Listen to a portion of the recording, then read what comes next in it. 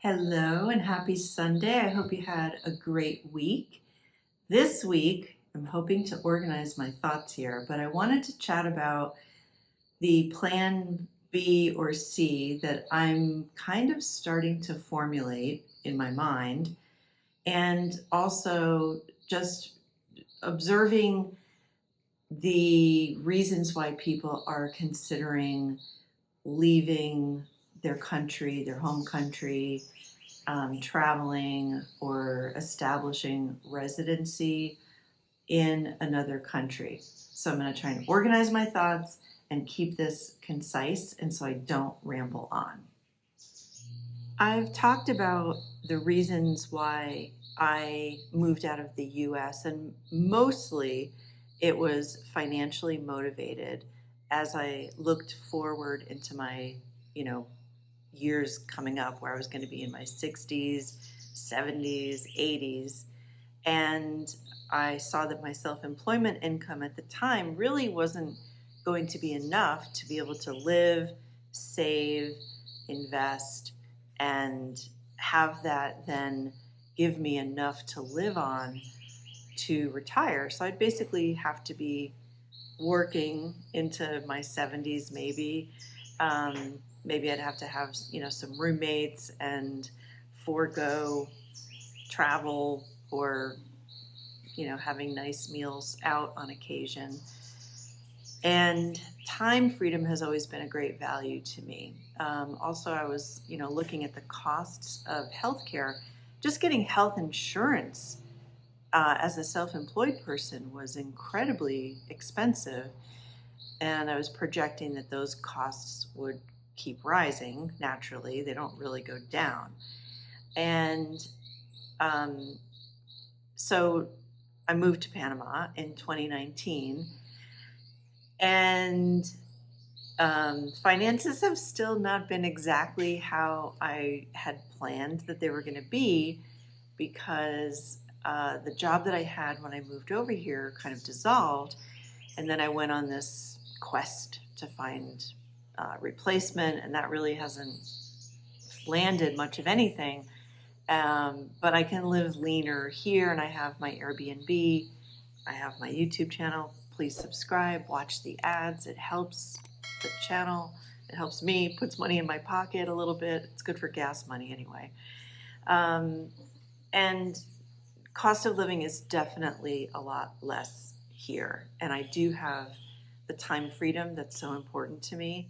I spend a lot of time in the garden, but I also get to explore different parts of Panama, and I just want to be able to do things on my time, on my schedule.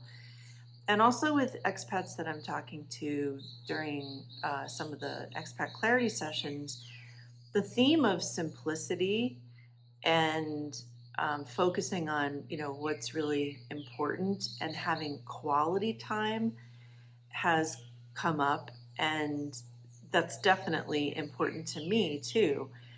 I really do value having a simpler life. Ooh, there's thunder coming.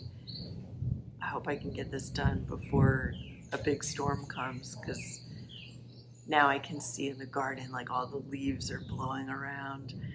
And of course the power may go out because it's a storm that's coming, and those are some of the things you have to think about when you're moving to Panama, or a country where maybe the infrastructure isn't as developed as it would be in the US, Canada, parts of Europe. There are a lot of different reasons why we desire to change our lives, move out of the country, take a risk like that. I've gone through a stage after a divorce where I had to, reinvent myself, and then for those financially motivated reasons, looking to kind of reinvent and question. And I think these are the valuable things that really help us grow and develop as individuals. Last year, when I had my surgery, that really was an interesting time of personal growth again, and reevaluating what my life might look like in the future. I really saw how living 2.5 hours away from private hospitals in the city, Panama City, could be a big inconvenience as I get into my 70s and 80s, assuming I'm going to need healthcare more often. Maybe there'll be a couple of hospitalizations, or maybe I have a procedure and I have to go in to, get some treatments or something. I see it in town with older people, and they're married, so they have a partner, and it's even challenging for them to, get into the city and, navigate that because it's far. And as you get older, maybe you're not going to be able to drive as easily. So I was looking at my situation, and then also, looking at my house, my amazing house that I love so much, and realizing that, my house is a bank, and I could sell the house and with that money put it into my retirement nest egg and live off of that interest. So I wouldn't have to be chasing the dollar. I wouldn't have to be like, I always seem to be like figuring it out, how to get that income flowing in. I've tried the self-publishing. I tried doing t-shirts. I do have the Airbnb. I do have YouTube. I have some kind of affiliate things, but like all these things are just small little pieces that, don't really amount to a lot. And my job search, I kind of gave up on that. Although now I have been getting work doing some AI training, and I'll talk about that in another video, but that is the only field in which I'm actually getting like responses to my application. So that's been exciting and promising. So anyway, I'm thinking about, selling the house and doing this thing called slow travel.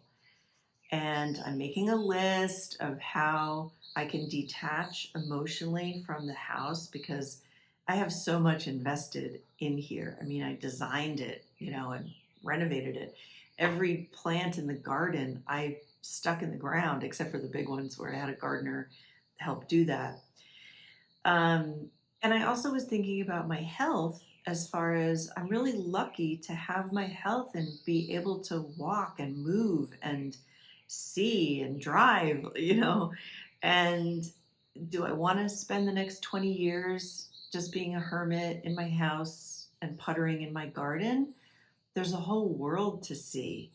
And I love exploring new countries, little towns and cities. I don't really like the big cities that much. I enjoy slow travel. Like when I've traveled, when I was looking for a place to live outside of the US, I spent a month in Romania, a month in Thailand, a month in Dominican Republic. That really gives you a sense of a place and the people. And so I enjoy doing that. I'm actually now thinking of maybe getting a second residency somewhere or another passport. I have been watching the Nomad Capitalist, Andrew Henderson. I'm sure some of you have seen his videos.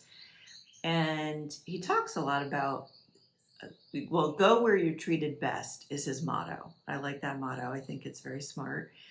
And he talks about, it's a lot of like a financial perspective, which I'm not that educated in. But, recently he was talking about maybe where you're living in the moment, get a second residency in a country nearby. And I have been thinking about exploring Colombia, and maybe that means getting a second residency in Colombia.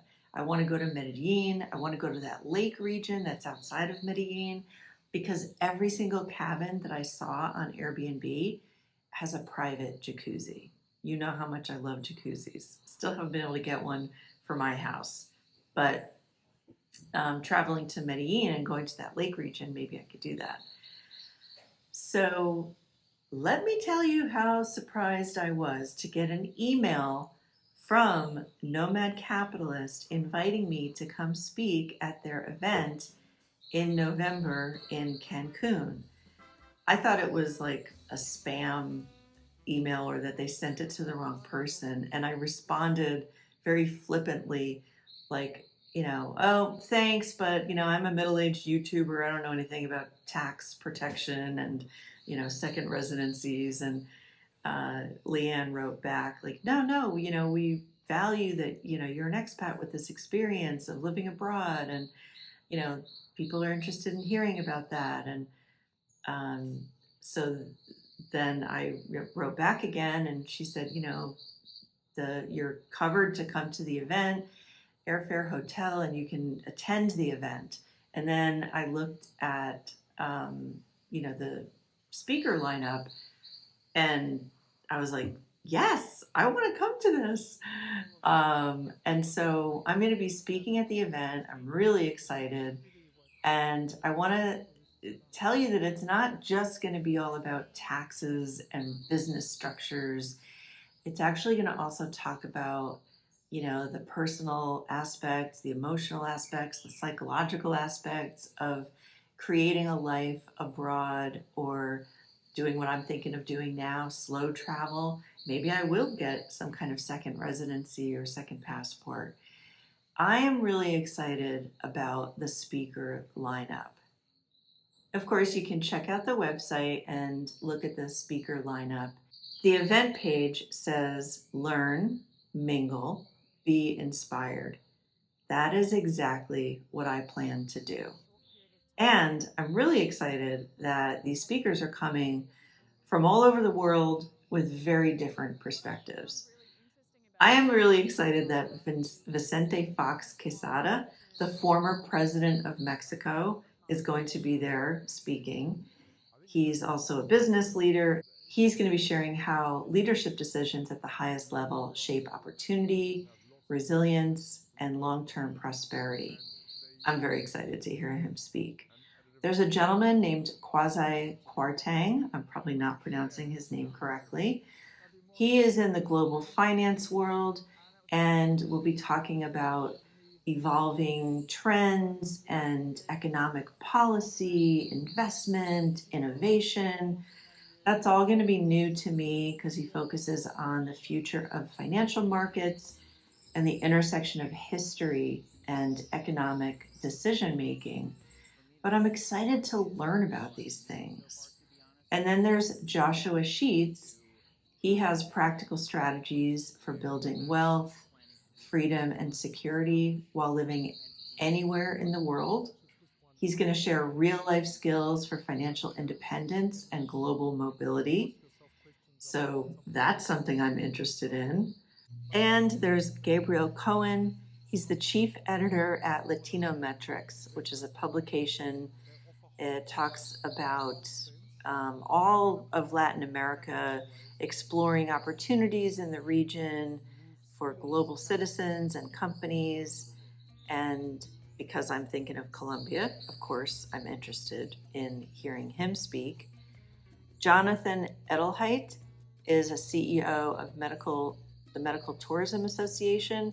I think that's fascinating. He also is going to talk about how to handle medical emergencies when you might be like a global citizen living or doing the slow travel like I'm thinking of doing. Definitely want to hear what he has to say. And there's Eric Weiner.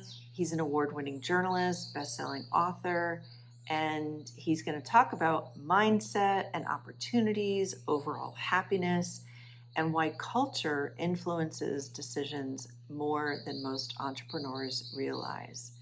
So I am really looking forward to the event, although I have to say I'm also a little bit nervous because I am such a hermit and I used to be more extroverted, but I can kind of bring out that extrovert energy for an event like this. It is limited to 500 attendees, which is nice. That makes it feel like it's a manageable size. It's not going to be, thousands of people and feel too overwhelming.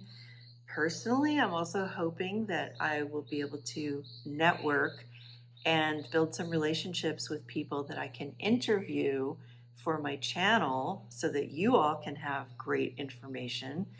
Unfortunately, I'm not going to be able to video at the event, but I'm hopeful that I can make some connections and get some interviews that I can share with you. So that's kind of it. What do you think about becoming a slow traveler for yourself, for me, and then settling down when I'm like 80? 80 might be a good age to then settle down and make roots again.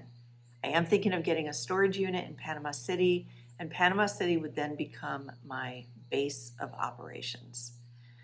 So, big changes once again. Now I've got to continue purging my house of belongings and minimizing things and detaching from things emotionally. Thanks so much for watching this week. Let me know your thoughts in the comments. And if I'm going to see you at the Nomad Capitalist Live event in Cancun.